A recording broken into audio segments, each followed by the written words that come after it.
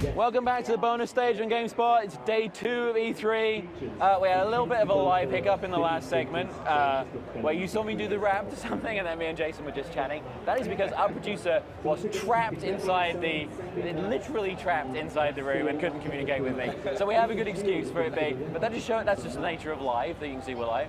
So I'm your host, John Davison. So we're doing a little pro gaming segment now. We have Dennis Fong, CEO of Raptor, formerly Thresh, the professional Quake player, Sundance from MLG, and Tom Tsquared Taylor, pro Halo player. So we have a big MLG presence on the booth. We have a stage over there. What is it today? Because I can't see it at all from here. Mortal Kombat. Black Ops tomorrow, and yesterday we did StarCraft 2. Yeah, how's it going? It's going well. We actually keep getting the audience keeps piling up, and they have to clear it because it's a hazard. But it's great to have it at E3. It's great to be showcasing it the way that we do it with live, and to have the players come in because that's really what it's about. I mean, this guy, it's one of the originals, but the personalities like Tom and the players that are here, they draw an audience, right? So for us, it's exciting because when we're here with you guys, then we go to Anaheim for our event this weekend. So it's just a great opportunity to showcase what we love very much. Yeah. To the broader E3 audience, which I think is great. So it seems like there's more acknowledgement of pro gamers this year than ever before. Like, we've seen guys at a lot of the events, at parties. It seems like the publishers are actually making use of you guys as players. I mean, like, are you... Right in the opening conference, we saw it with, what was her name, Lydia, who dropped the esports bomb right there. So I think in the next couple of years, we're going to see some developers go strictly esports. We may see a game just for esports. Yeah. Well, you can't ignore it. I mean, one of the big things, video games are huge. We've all grown up with them. We love them. But the engagement around video games itself, they're trying to find new ways to keep people invested and engaged for longer periods of time. What we've created is now tune-in television on the internet. I mean, we get hundreds of thousands of people tuning into our events, watching live, 350,000 concurrents. I think we'll do, up 500,000 this weekend in Anaheim. You don't get that with TV anymore. I mean, and the reason is because it's participatory, right? So we watch the games we play. We watch games we might not play because we appreciate the craft of it. And so now publishers and developers, if you want that engagement, you've got to start to think about not only how the game plays and the mechanics of it, but the presentation layer, right? The broadcast layer, what the lean back experience is like for that game. So for us, at least on MLG, it's amazing because after 10 years, my job is getting easier, right? I mean, I have a partnership with you guys. I have a big stage in order to put my events on, but where it's mainstream. It's not the fringe. It's not the passionate guys. It's everyone. Seen an ebb and flow with professional gaming. When were you playing? When was the? So, for those of you who don't know, I mean, you won Carmack's Ferrari, right? I won Carmack's Ferrari in 1997. Okay. But I won my first big tournament in 1995 for Doom. It was probably the biggest tournament at the time. Microsoft hosted it at their headquarters. And a big tournament then was how many people would show up? How many people were playing? Showing up,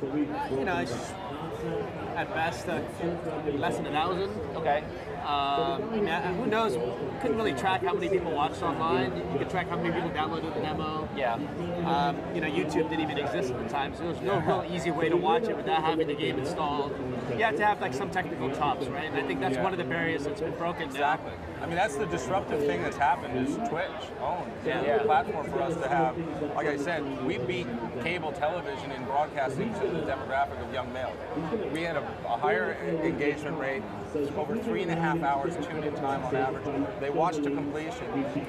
You can't just come up with that unless you have something that's incredibly sticky and where the audience, because again, it's not like the NBA where we may like basketball and play in our backyard, but it's participatory because everyone plays these games. So the language is the game, and so just like, let's say, football, European football, when someone scores a goal, everyone knows, regardless of language, because of the game, what's happened. That's what we've got now, is the ability to broadcast these games. And streaming has been huge for us. Yeah, I mean, you're talking about YouTube wasn't around. I think it was still dial-up and DSL back then, and now we're seeing, insane internet speeds. Oh, wow. Actually, no, But I think, the other thing about it is, honestly, it just continues to grow. I mean, you were a trailblazer, right? If you look back and you think about it, you were a rock star within that community of people, right? And there was some scale to it, but now it's global. Our events broadcast into 175 countries. If you think about it, that's the Super Bowl. The Super Bowl that's what they do on TV, but we don't need to use TV because we have the internet and we have the ability to stream. Well, back in those days, I think it was a lot more word of mouth than it was actually. Like the accessibility now, I mean, it's just completely accessible, right? Yeah. Back then, I'd meet people, they're like, oh, my friend told me about you, he showed me your video on his computer, but like they couldn't actually experience it themselves.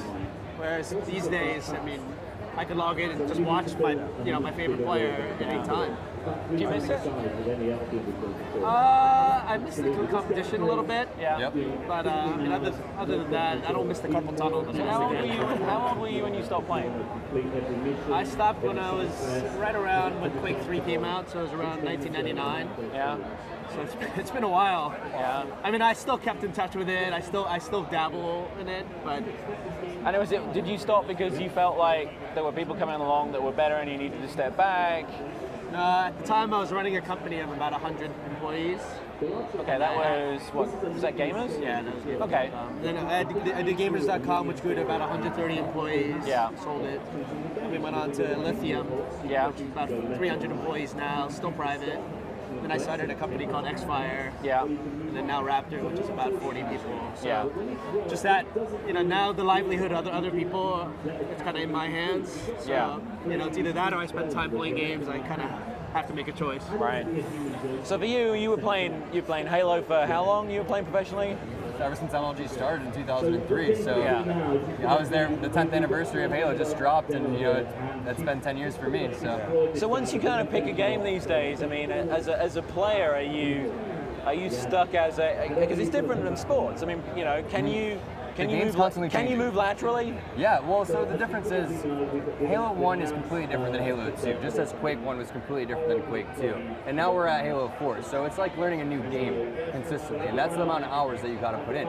You have to put in, 8 to 10 hours a day minimum to practice in order to play at a high level. It's all muscle memory, so when you go and then you're trying to memorize all these new maps, all these new guns, weapons, it's hard. Yeah. And that takes a lot of time, so I can understand. But it helps. I mean, it certainly helps having the base to go on. Definitely. Like someone coming fresh into Halo would not be able to compete probably for a while. The thing is, these guys are wired differently, right? Like, these guys can look at a screen and see things like frame flicker or when frames drop. The typical person's just like, oh, it's, they don't understand, for example, when bullet registration isn't accurate. Milliseconds. We're right? talking Like milliseconds. these guys, they're wired in such a way so these things are amplified and magnified, just like with a professional athlete, almost being able to slow time down a little bit, right? So they have the inherent ability to be able to pick up a game and naturally just be more tuned, fine-tuned, and aware. Yeah. And so you see some players who do transition around a bit, but specialization, just like any sport, is really what mostly ends up happening, where a genre, you'll see someone go from a Warhammer to a StarCraft, or a Counter-Strike to Quake, to Call of Duty maybe, but it's really typically genre specific, right? Where quick twitch games, you're going to have these guys, right? Where RTSs are about macro and being able to think on the fly and adjust strategy. So but you see the same things in terms of how these guys approach the practice regimens and the preparation.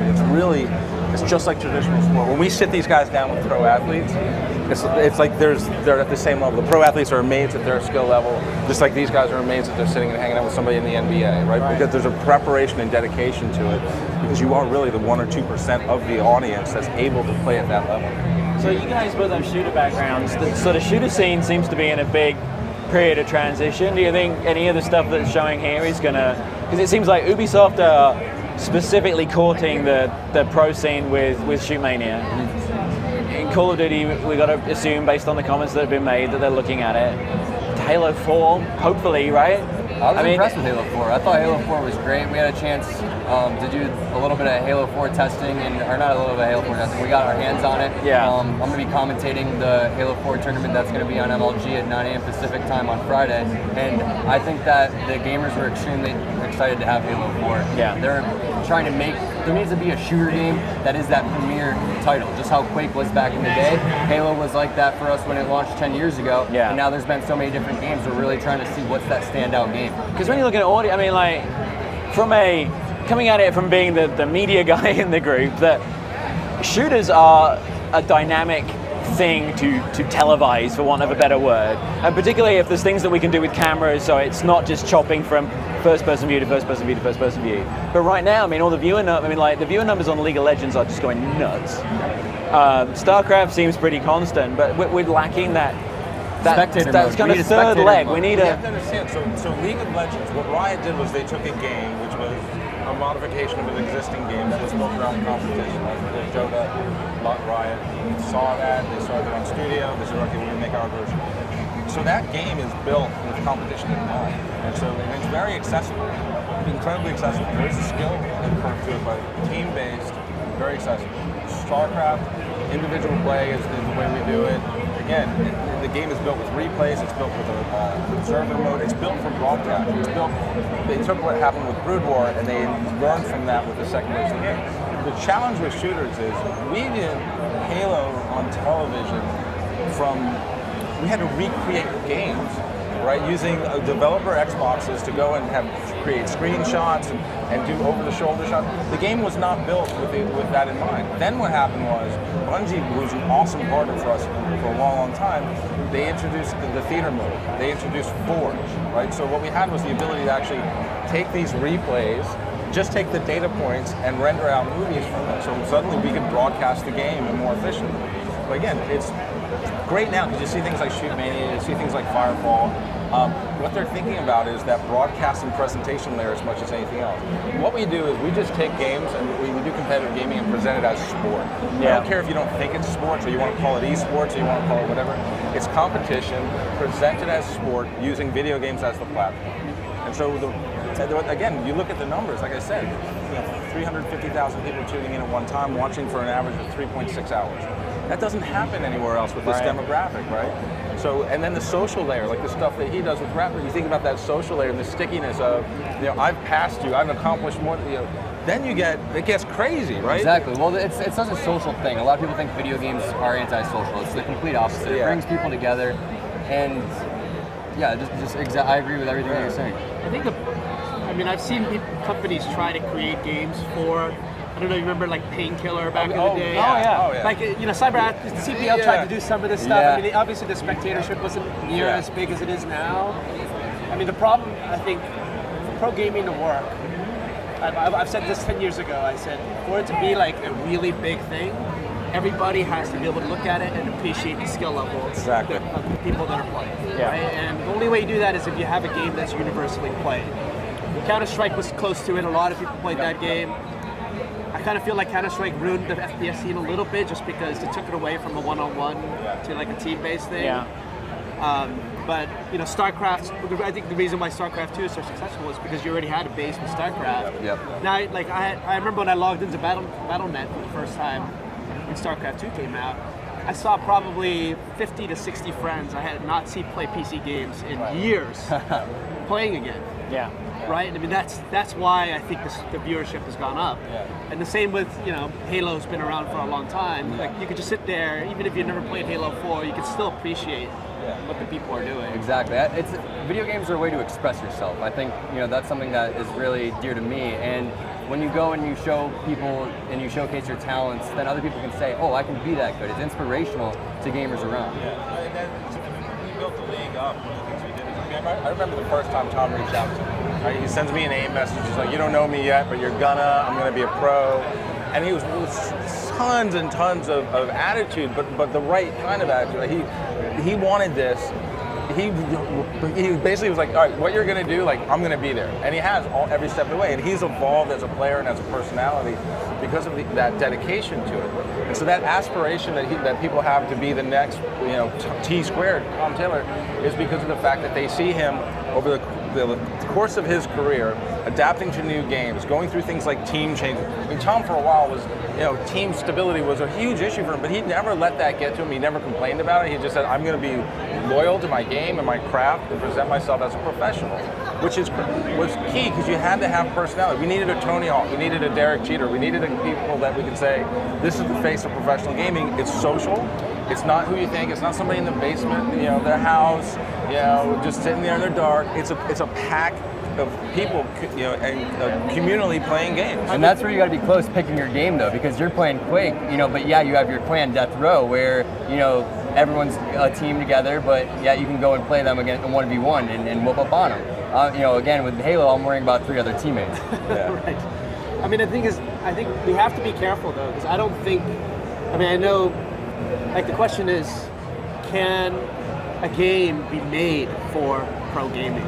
And I actually don't think that's kind of ass backwards to me. I think it's got to be, again, I agree. What you have to do is you have to take something which is, if you build a game with professional competitive gaming in mind, guess what? It's going to work for the broad audience as well, because those little things that you guys notice, like frame drop or shot registration, those turn into people throwing their controller at the TV and screaming expletives on Xbox Live. Like, how does this happen? It doesn't they don't understand it, it doesn't register, but if a game's mechanics are tight, it benefits everyone who plays it. And out of the box, if a game can have those 2 modes, it doesn't have to just be made one way. You can have a game, shit, Halo with Big Team Battle was a big, that was a lot of fun. It was crazy. You never do that competitively. But it was the same game, just played a little differently for a more of a public. But you could though. I mean, you could do Big Team Battle. You can almost make any game, in my opinion, a professional game. You can take Tony Hawk Pro Skater, and you see the best Tony Hawk Pro Skater player play, and again, it's inspirational. You're like, wow, you could be that good at this game. You can't get the spectatorship. Exactly. Forcing a game down people's throats, which is what they tried to do with Painkiller. Yeah, Painkiller was a huge disaster. Yeah, exactly. It was you can't do that. Well, I gotta wrap it up, but on the subject of Spectator, you all do a little plug at the end. It looks like you brought an object that you are going to want to wave at a camera. It's a mouse, it's awesome, it comes out in August, Steel Series. So you have the MLG tournament this weekend. This weekend we have our 60th event. It was great of you, by the way, to do a really huge event that we have to cover the day after E3. Thank you for that. Well, it was your idea to have a second stage and host the whole thing, man. It's our 60th event. We think it's going to be the biggest event we've ever had. We have 200 stations of Heartless Swarm being demoed by Blizzard. We've got League of Legends, StarCraft 2, our fighting games. Probably about 20,000 people that are coming through over the course of the weekend. Tom, you're going to be there, right? I will be there. Yeah. Covering the fighting games. So it'll be huge. And I think we'll probably do nearly 500,000 concurrents in terms of streams. Insane. Wow. Yeah, I mean, again, it's insane. And again, it all really starts when we go back to when this guy was playing Quake. We're doing the same thing. We just now have the tools to do it, and the audience grows. Event after event, it continuously grows, and so I don't know. I'm excited. Again, there's so much potential now that we have. It's all started from those early days. Fantastic. All right. Well, thanks very much to Tom, Sundance, Dennis. This is the bonus stage on GameSpot. We'll be back in about 5 minutes with the cast from the new movie Noobs.